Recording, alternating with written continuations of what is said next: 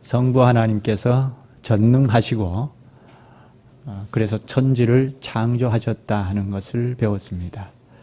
이렇게 전능하고 천지를 창조하신 하나님께서 우리의 하나님과 우리의 아버지가 되신다 하는 것을 고백했습니다.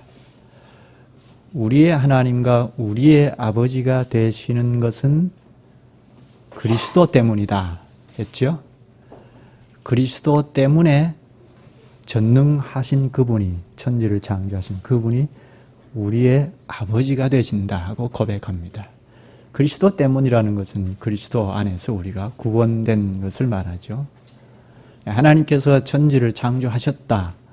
이것을 성경적으로 알고자 하면 그리스도 안에서 알아야 한다고 했죠. 그리스도의 구속 안에서 천지를 창조하신 하나님을 바르게 알 수 있다고 했습니다. 따라서 하나님의 창조를 말할 때는 그리스도의 구속을 반드시 붙여서 말해야 하죠. 창조와 구속은 뗄 수 없습니다. 그런데 오늘 집주일에서는 창조와 섭리를 연결하여 고백합니다. 섭리를 배제한 창조는 성립이 안 된다는 것입니다. 창조할 때 이미 하나님께서 섭리를 붙여서 전제하고 창조하신 것입니다. 섭리가 무엇입니까? 섭리란 사전적인 의미로는 자연계를 지배하고 있는 원리와 법칙이라 할 수 있죠. 하나님의 섭리니까 하나님께서 자연계를 지배하고 계신다 할 수 있습니다. 그런데 오늘 10주일 27문에서는 성경적으로 구체적으로 고백을 하죠. 섭리란 하나님의 전능하고 언제 어디나 미치는 능력으로 하나님께서 마치 자신의 손으로 하듯이 하늘과 땅과 모든 피조물을 여전히 보존하고 다스리시는 것입니다. 이렇게 고백합니다. 하나님께서 창조물을 여전히 보존하고 다스린다 합니다. 그런데 하나님의 손으로 하듯이 하신다고 하죠. 하나님의 손이 나옵니다. 끝에 가면 또 아버지와 같은 손길로 우리에게 임한다 하면서 손을 이야기합니다. 28문에도 하나님의 손을 말하죠. 모든 피조물이 완전히 하나님 손 안에 있다 합니다. 따라서 오늘 주제를 말한다면 하나님의 섭리의 손이라고 할 수 있습니다. 하나님께서 손으로 만물을 창조하실 뿐 아니라 섭리하신다는 겁니다. 창조물을 보존하시고 다스리신다는 것입니다.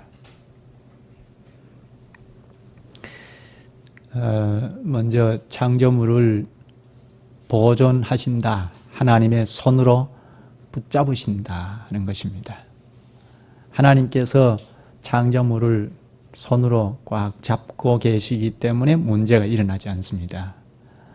만약에 첫째 날 빛이 있으라 하셨는데 하나님 손으로 붙잡고 계시지 않으면 이 빛이 사라져 버립니다.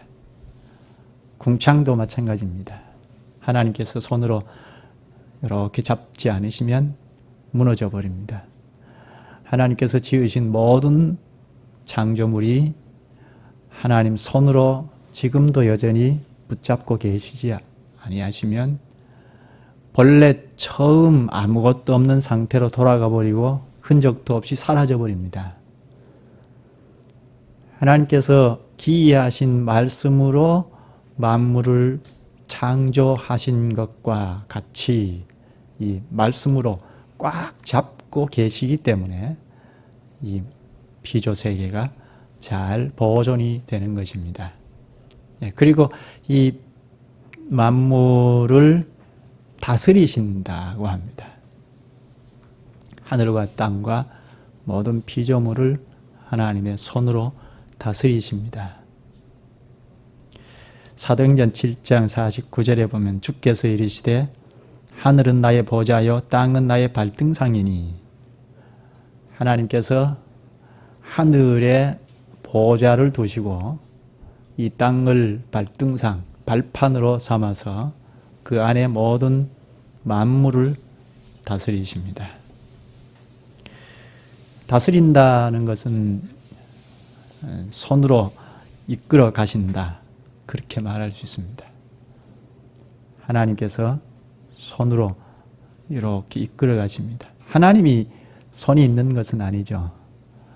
그런데 마치 사람들이 손으로 아이들을 손잡고 이끌어가고 이렇게 이끌어가는 것처럼 표현한 표현법인데, 이걸 신인동형적 표현법이라고 합니다. 모든 피조물을 아버지의 손길로부터, 모든 피조물이 아버지의 손길로부터 우리에게 옵니다. 만약 어떤 일이 멈추어 버린다면 하나님께서 손을 오므리셨기 때문이라 할 수 있습니다. 어떤 일이 일어난다면 하나님께서 손을 펴셨기 때문입니다. 모든 것이 우연히 일어나는 것은 하나도 없습니다. 아버지와 같은 손길로부터 일어납니다. 우리가 받아들이는 거나 어떤 경험은 다 아버지와 같은 손길에서 비롯되어서 온 것입니다. 그런데 여기 27문에 보면 독특한 목록이 나오죠. 잎새와 풀, 비와 가뭄, 풍년과 흉년, 먹는 것과 마시는 것, 건강과 질병, 부와 가난. 이 목록을 보면 일상적인 것입니까? 아니면 특별한 것입니까? 일상적인 거죠. 무슨 대단한 지진이, 천재지변이 확 일어난 것도 아니고, 노아 시대에 대대적인 홍수로 인류를 멸망시켜버린 그런 일도 아닙니다. 아주 일상적으로 일어나는 일을 하나님의 손길로부터 온다, 하나님의 섭리의 손길에서 온다고 고백을 합니다. 이것을 우리가 외우고 고백을 했지만 우리의 사실로 믿고 고백하는 것인지 좀 생각할 필요가 있죠. 여기 잎새와 풀, 나뭇잎과 풀이죠. 이것은 보편적으로 사람들이 하나님의 섭리 때문이라고 하기보다는 식물학자들이 할 일이라고 생각하기 쉽죠. 그리고 비와 가뭄도 일기예보를 하는 기상청에서 하는 일이라고 생각하기 쉽습니다. 풍년과 흉년도 마찬가지입니다. 농민들이 특히 과학 명농법으로 할 수 있다고 생각합니다. 먹을 것과 마실 것도 마찬가지입니다. 요즘은 돈만 있으면 계절이 따로 없습니다. 한겨울에도 바나나를 얼마든지 먹을 수 있죠. 이것이 하나님의 섭리의 손길로부터 온다고 생각하기 어렵습니다. 건강과 질병도 마찬가지입니다. 의학이 워낙 발달이 되어 있어서 의사들이 의학적으로 이 건강과 질병을 주장하고 해결해 줄 수 있다고 생각하지 하나님의 손길에서 온다고 생각지 않습니다. 부와 가난도 마찬가지입니다. 하나님께서 손을 펴고 오므리는 것보다 산업화와 경제적인 발전이 오면 이런 가난 같은 건 다 해결된다고 생각합니다. 이게 정부에서 잘 정책을 세워서 하면 가능하다고 생각합니다. 이런 일이 모두 과학적으로 해결될 수 있는 문제라고 합니다. 그래서 과학자들은 오래전에 이미 이런 일반적인 일은 하나님의 섭리의 영역에 속하지 않는다고 했습니다. 그런가요? 일상적으로 일어나는 이런 일들은 하나님의 섭리에서 일어나는 것이 아니다 하고 생각하는 이것이 바로 이신론입니다. 자연신론입니다. 창조는 믿지만 이렇게 섭리는 믿지 아니하는 이것이 이신론자들입니다. 가령 시계를 만드는 기술자가 시계를 만들고 태엽을 감아놓고 집으로 돌아가도록, 자연적으로 돌아가도록 하고 집으로 퇴근해 들어갔습니다. 이와 같이 하나님께서 창조물을 다 지으시고 그리고 법칙을 딱 세워놓고 저절로 움직이도록 해놓고 하나님은 하늘에 오르셨다는 것입니다. 이 세상은 그래서 자체적으로 의도대로 곧 우연에 따라 다 움직일 수 있다고 주장합니다. 이것이 바로 이 신론자들의 생각입니다. 우리는 어떻습니까? 우리는 우리의 입술로 고백을 했습니다만 이것을 믿고 고백한다 하더라도 아마 다 한 번씩 생각하셨을 텐데 그렇다면 우리는 뭔가 의문이 들 수 있습니다. 요림답을 외우면서 다 생각을 했을 것입니다. 이렇게 일상적인 것, 아주 사소한 것까지도 하나님의 섭리의 손길에서 온다고 하면 그럼 도대체 우리가 무엇인가? 단지 주님을 위하여 놀아나는 꼭두각시에 불과한 것인가? 이런 의문이 들지 않습니까? 하나님의 섭리란 일반적으로 이 세상의 원인과 결과의 연관관계를 무시하고 되는 것이 없습니다. 하나님의 섭리란 피조물과 자연에 직접적으로 영향이 미치는 것이 아닙니다. 오늘 우리에게도 주님께서 직접 영향을 주는 것이 아닙니다. 물론 이 세상의 원인과 결과의 연관관계를 넘어서서 하나님께서 직접 일으키기도 하고 관여하기도 하십니다. 그러나 그런 직접적인 관여는 항상 있는 일이 아닙니다. 비상적으로 일어나는 일입니다. 그래서 비상섭리라 합니다. 비상한 일로 주어진 일이기 때문에 일반적으로 늘 있는 것이 아닙니다. 예를 들어서 성경에 나오는 이스라엘 백성들이 출애굽해서 홍해를 건너가고자 할 때 건널 수 없었지 않습니까? 그런데 하나님께서 기이한 손길로 갈라주셔서 육지같이 건너지 않습니까? 이것은 비상섭리입니다. 또 광야에 들어온 이스라엘 백성들을 40년간 만나와 메추라기로 공급을 해서 먹게 하셨습니다. 이것은 하나님의 비상섭리입니다. 신약에도 그렇죠. 예수 그리스도께서 보리떡 5개로 5,000명을 먹이고도 남는 일이 있었지 않습니까? 이것도 비상적인 일입니다. 하나님께서 지금 이 땅에 친히 경영하신다. 하나님 나라의 왕으로 그리스도께서 오셨다 하는 것을 보이시기 위하여 비상섭리를 행하신 것입니다. 뭐 이런 일은 많죠. 사도들도 기이한 일을 행하셨습니다.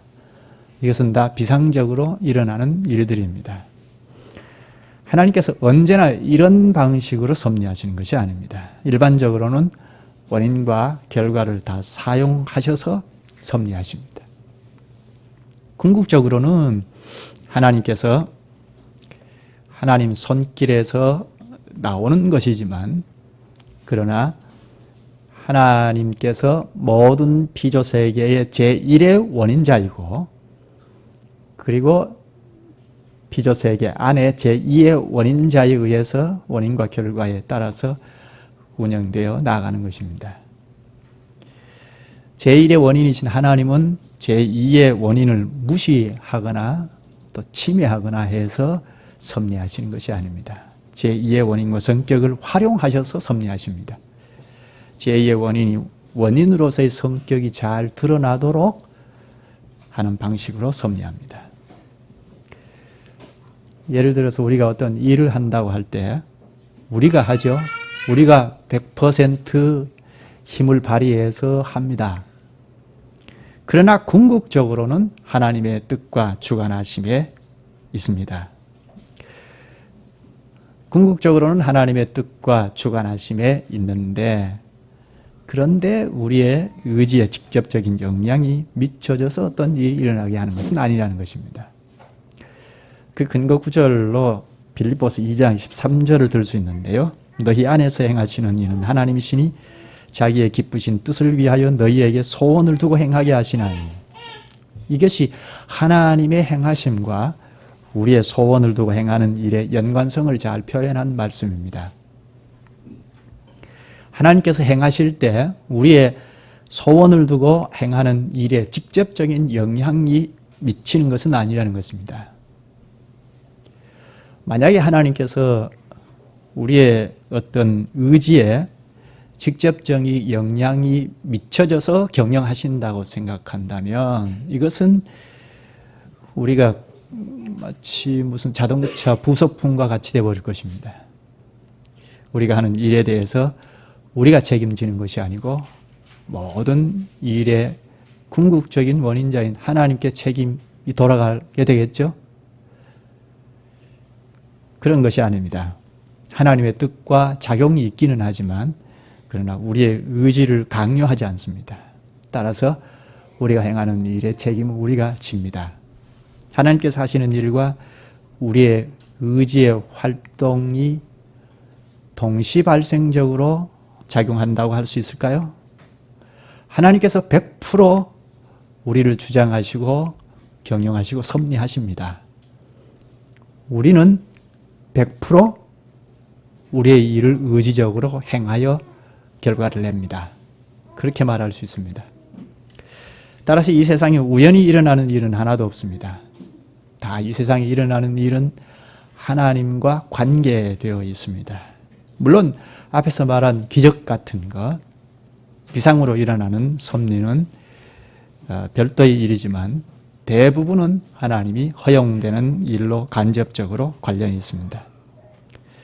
그러나 어떤 식으로 이루어지든지 모든 일이 하나님의 관장 아래에 있기 때문에 우연은 하나도 없습니다. 그래서 과거의 개혁자들이 그 사행,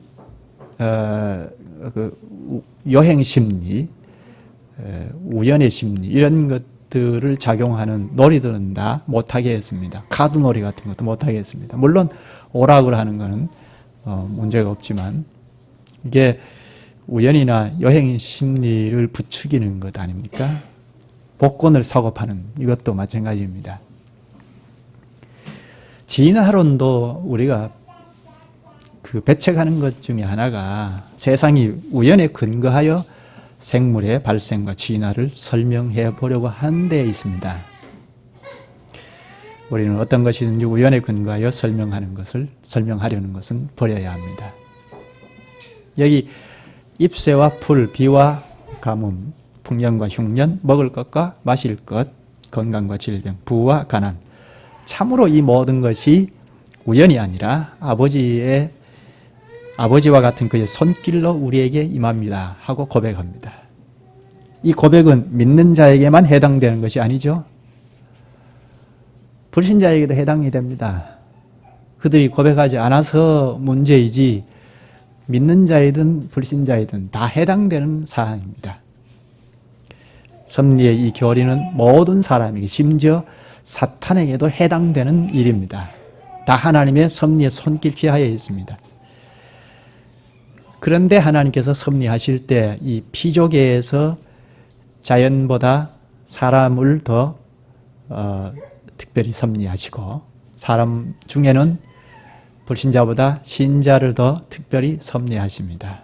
로마서 8장 28절에 보면 우리가 알거니와 하나님을 사랑하는 자 곧 그의 뜻대로 부르심을 입은 자들에게는 모든 것이 합력하여 선을 이루느니라. 하나님을 사랑하는 자, 참교회, 하나님께서는 예수 그리스도를 만물의 머리로 세우셨는데 특별히 교회의 머리로 세우시지 않습니까? 그래서 특별히 하나님께서 그리스도의 몸인 교회를 보호하시고 사랑하십니다. 특별히 그리스도의 몸체인 교회를 보존하시고 사랑하시고 이끌어 가시는데 여기에 필요로 한 것이 바로 이 세상 섭리입니다.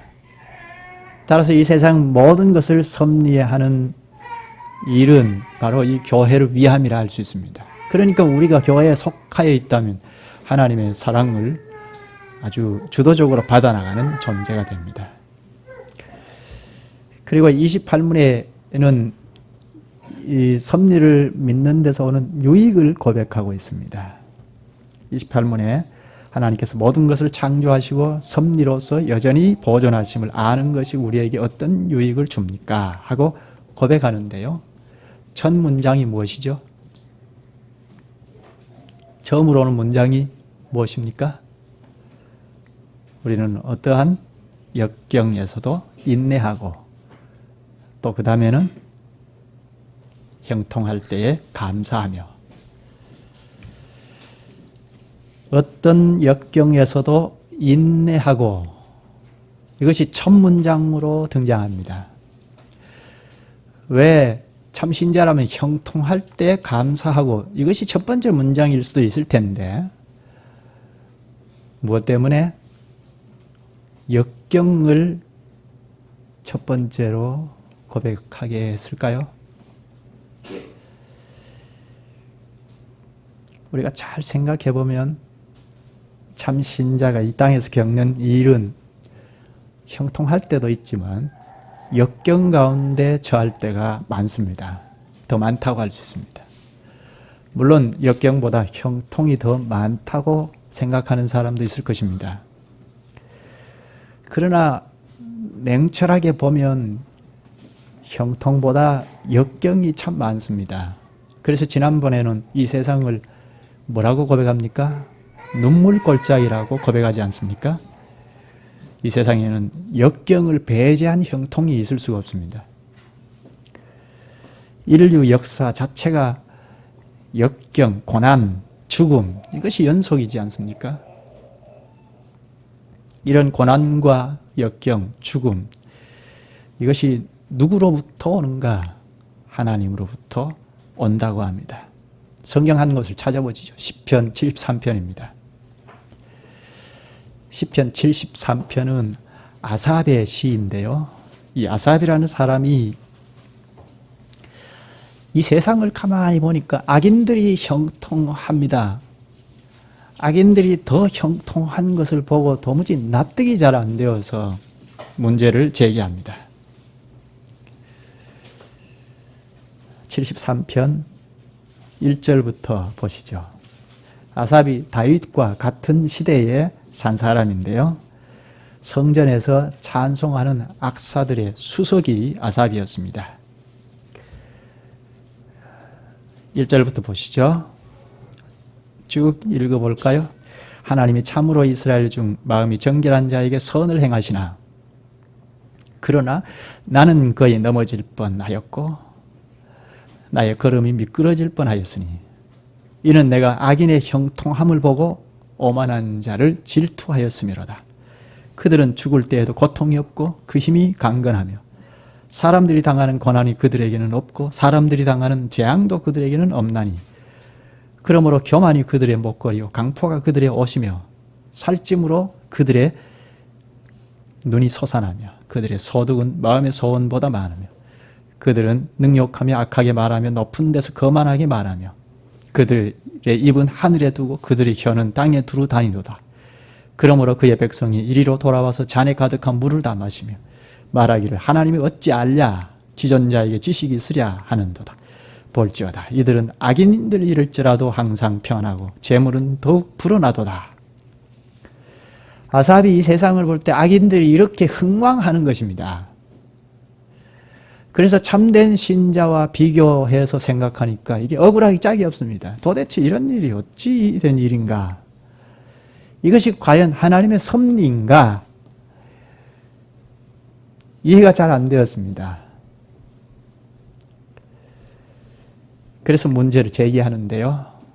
근데 뒷부분까지 쭉 보면 아삽이 실수한 것이 하나 있습니다. 그것은 역경과 형통이 이 세상의 표준에 따라 판단하면 안 된다는 것을 몰랐습니다. 하나님의 말씀이 배우기 전까지는 왜 불신자가 형통하는지 도무지 이해할 수 없었습니다. 그러나 그는 뒤로 물러서지 않고 신앙적인 투쟁을 한 끝에 하나님의 말씀을 접했습니다. 그래서 하나님 어떤 분이신지 확연히 깨달았습니다. 신앙적인 투쟁은 13에서 16절인데요. 그 다음 17절을 보십시다.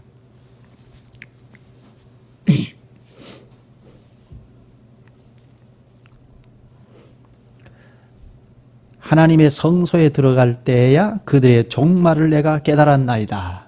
하나님의 성소는 하나님이 계시고 그분이 말씀하시는 말씀이 있죠. 율법책이 있는 것입니다. 그리고 하나님께 기도하는 것입니다. 아삽이 온갖 지혜를 다 동원했지만 악인이 형통하는 이 사실을 잘 알지 못했습니다. 하나님께서 왜 악인을 형통하는 것을 그냥 두시는지 잘 알지 못했습니다. 그런데 성소에서 하나님의 말씀을 깨닫고 기도한 끝에 결국 악인의 종말을 깨달았던 것입니다. 악인들의 종말이 무엇인가요? 18, 19절입니다. 주께서 참으로 그들을 미끄러운 곳에 두시며 파멸에 던지시니 그들이 어찌하여 그리 갑자기 황폐하였는가. 놀랄 정도로 그들은 전멸하였나이다. 우리가 사는 이 세상에는 여전히 역경이 참 많습니다. 그래서 요리문답은 어떠한 역경에서도 인내해야 한다고 가르칩니다. 인내하라는 이 말은 폭풍과 비바람이 몰아쳐도 침착하라는 말이 아니고 믿음 안에서 인내하고 조용히 하나님의 구원을 기다리라는 뜻입니다. 역경은 주님의 손으로부터 오는 것입니다. 우리의 성장을 위하여 하나님께서 보내시는 것입니다. 그 다음에는 형통할 때 감사하며 합니다. 형통할 때 감사하는 것이 쉽습니까? 어렵습니까? 형통할 때 감사하는 것이 어렵나요? 쉽나요? 이것도 잘 생각해 보면 쉽지 않습니다. 이 땅에서 형통의 복을 받았을 때마다 주님께 감사하고 주님께 나와서 헌신하고 그러기가 쉽지 않습니다. 누가복음 17장에 보면 문둥병자 10명이 주님 앞에 나와서 그 병을 깨끗이 고쳤습니다. 그리고 돌아가서 9명 중에 1명만 하나님께 다시 와서 영광을 돌렸지 나머지는 다 제 갈 길로 가버렸습니다. 이처럼 형통할 때 감사가 어렵습니다. 오히려 역경 가운데 인내하는 것이 더 쉬울지도 모르겠습니다. 형통한 이것은 종종 우리의 신앙의 올무가 되는 경우가 많습니다. 평탄할 때 이것이 우리 신앙의 올무가 되는 경우가 참 많습니다. 역경이 도리어 우리 신앙의 치료약이 될 때가 많습니다. 요리문답 그 다음 문장은 또한 장래일에 대해서도 우리의 신실하신 하나님 아버지를 굳게 신뢰하여 어떠한 피조물이라도 우리를 하나님의 사랑에서 끊을 수 없으리라 확신합니다. 이것은 장래에 대한 확신이죠. 마치 자녀들이 아버지를 보는 것처럼 확신 가운데 위로 하나님을 향하여 봅니다. 큰 확신과 선한 소망 가운데서 앞을 향하여 바라봅니다. 모든 피조물이 완전히 하나님 손 안에 있으므로 그의 뜻을 거슬러 일어나거나 되는 일은 하나도 없습니다. 모든 피조물이 완전히 하나님 손 안에 있습니다. 그러므로 우리는 그분께 모든 것을 맡겨야 합니다. 그분이 우리를 안전하게 인도하실 것입니다. 우리는 아버지 손 안에 모든 것이 있음을 믿고 그분께 영광 돌리며 매일을 살아가십시다. 여기까지 하십시다. 자비하신 주님, 주님께서 저희를 손 안에 두시고 이끌어 가시기에 저희는 내일 일도 염려하지 않고요. 주님의 손만 붙잡고 따르면 될 것을 가르쳐 주시고 확신을 주시옵나이다. 이런 큰 가르침을 저희가 바로 인식하고 주님께서 항상 내려주시는 은혜를 누리는 가운데 어떤 역경에서도 인내하고 형통하면서도 감사하며 장래일도 신실하신 주님의 손을 붙들고 가게 하여 주시옵소서. 예수님의 이름으로 기도하옵나이다. 아멘.